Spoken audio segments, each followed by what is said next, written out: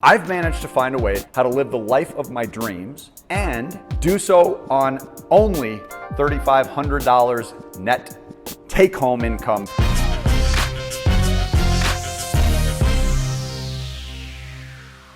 Hey, welcome back, cash flowers and subscribers. VIP Financial Ed is the channel. We help you go further, faster financially, and we do it through what I call the 3 C's of proper banking and borrowing. That includes credit, capital, and cash flow. And we're gonna pick up where we left off last week, where I was about to tour my little mini mansion, and I was able to successfully reduce my outflow of expenses, both personal and professional, by over $5,000 per month. So let's go for a quick tour. This clubhouse holds 150 people, which saves us over $650 a month on networking venues that we no longer have to pay for. Furthermore, it prevented us from having to get access to another studio to film in because we can film all over this facility. This is a full-sized office, commercial grade printer, 5 Macs. So we have staff, business associates, and lots of networking taking place in this facility. This space alone has saved us over $3,000 per month. I have this incredible backyard. This backyard has 4 commercial grade barbecues, a fire pit. It has a bocce ball court, which I frequently enjoy. And there is a ton of seating. Overall, healthy lifestyle has been something that we've really benefited from by moving into this resort style facility. Until you get your health right, you cannot get your wealth right. So 2 more of my favorite parts about living in this building right here. King Soopers is the grocery store that I shop in. Wells Fargo, one of my primary banking institutions. I have a private elevator to my bank and to my grocery store. All right, so you've seen my little mini mansion, and I want to take you into the computer now, into one of our cash flow cruncher spreadsheets. So here we are in the before spreadsheet. This is a cash flow cruncher. You can see that it's broken out into a number of different tabs.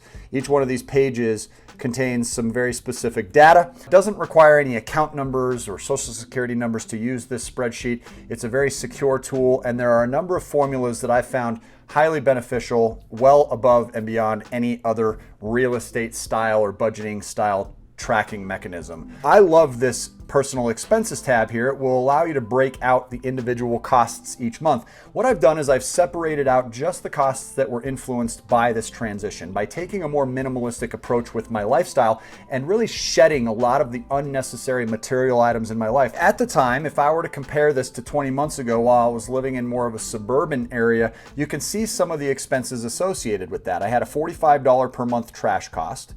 I had a $250 house cleaning service because I've always believed in using my time where I can make more money than what it costs me to pay someone else to do some of the things that I don't need to be keeping up with each and every week. But at this rate, I was only able to afford 2 visits each month, and that required an additional 10 hours per month of my time to personally commit to just really getting in and doing the deep cleaning each week. So obviously fairly expensive from a time standpoint. You can see that we had $398 per month committing towards utilities and internet costs. The utility costs were much higher at this location. There were 5 bedrooms, 4 bathrooms, and while the square footage was still only around 3,000 square feet, it cost much more to heat and cool that house relative to what I pay today. And you can see the mortgage payment, and this says principal, interest, taxes, and insurance. It's actually just principal and interest, $1,653 on that property. Now we're accelerating the elimination of this mortgage, but this is just the minimum payment obligation on that.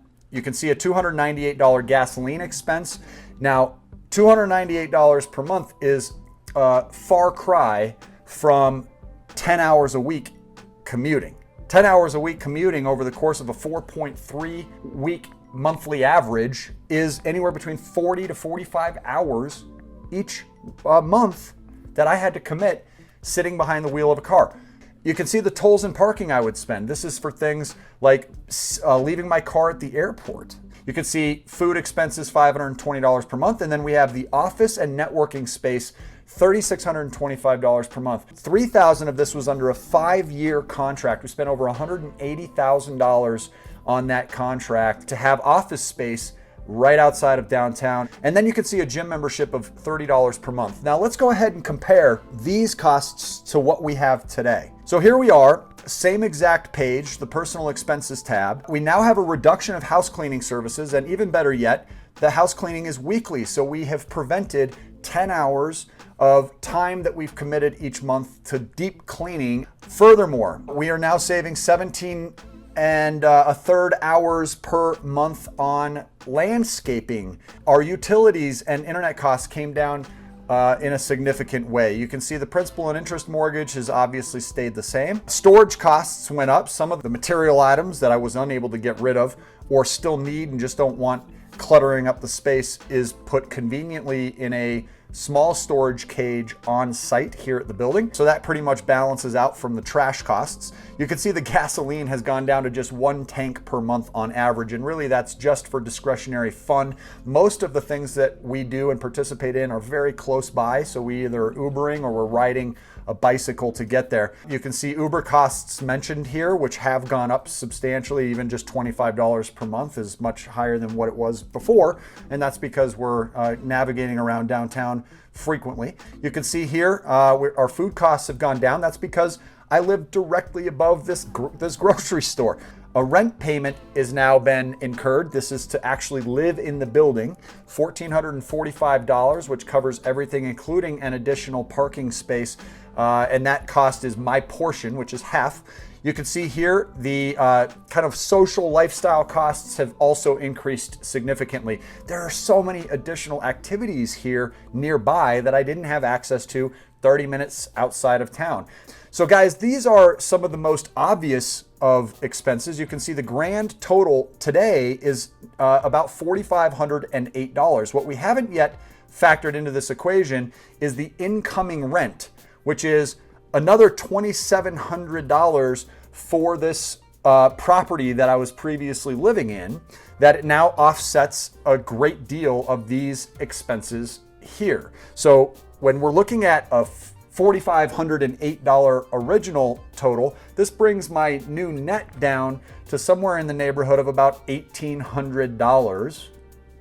So this $4,508 original expense is actually reduced because of the rental income by $2,700, leaving a net total of around $1,808. When that's compared to the original starting amount of $6,919, we can see very easily there's a $5,111 savings each month compared to what we were spending just 20 months ago on these personal and business expenses. So I hope this has encouraged some of you to do the same thing. Please make sure you check out our other videos on this channel. And if you have any audit techniques, please make sure you comment in the section below so that we can hear about things you're doing. Looking forward to seeing you on the next video, guys. Until then, make it a great day and take care.